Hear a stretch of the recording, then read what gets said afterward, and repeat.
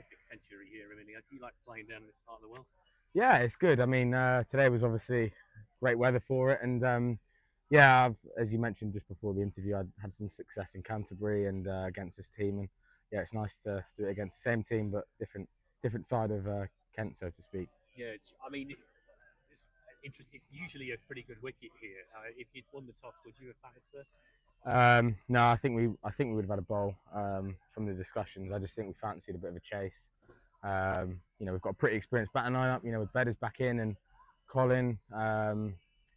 Obviously, Borthwick and Robbo as well. Plenty of experience. So yeah, I think we fancied a chase. It looked a good wicket, and yeah, I think we just backed ourselves. If it was going to do a little bit, it would have been early. And yeah, it played out that way. Yeah. Before I talk about your innings, just a word about Mitch's bowling performance at the start. That really got him off to a great start there with those 3 wickets. Yeah, it did. Yeah, I think he's someone that has great consistency with the ball for such a young age. I think in the power play as well, it's such a long time. It's still definitely closer to the red ball format, I think, than T20 cricket. Using your skills, top of off stump with a bit of nip or swing. He did that, and our dot balls there created those wickets. It wasn't just a case of 3 wickets in the power play.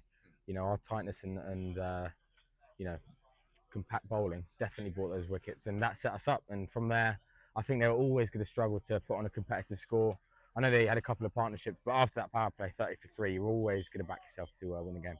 Sure. What would you say Windies was at halfway in your own mind? I'm not sure. I mean, to be fair, I've seen enough cricket. It's funny things can happen, but with the weather and the wicket, and I mean, to be fair, Kent have got such a lucky thing that they've got this as an outground, because this is as good of a wicket as most first class grounds. So to have this as a second option is remarkable. So yeah, I think, to be honest, we always backed ourselves.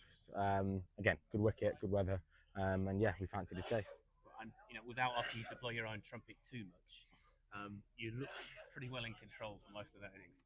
Yeah, I think a little bit of a struggle I've had a little bit is when you come into this format again, like I mentioned with the ball, you get wrapped up into T20 mode a little bit, and you can see that white ball and get a bit ahead of yourself. And I think the key was, if me or Robbo or Akers or someone was there towards the end, or Rhodesy, then we were going to win that game. And I wanted to make sure that was me. And yeah, I mean, the runs came naturally. I scored fairly quickly, so I knew that if I stayed in, we would have a good chance, and that's what happened.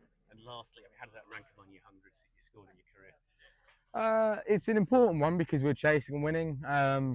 It's hard to say, it's probably in the context of the game, it's got to be up there. But yeah, I mean, I'm just happy to contribute. There's no point scoring hundreds really if you're not winning the game. So I had 99 against Surrey a couple of weeks ago and we lost that. So if I'd got 100 there and we won that, that would probably be my best one. But this is kind of put us in a great position. So it's probably up there, yeah, for sure.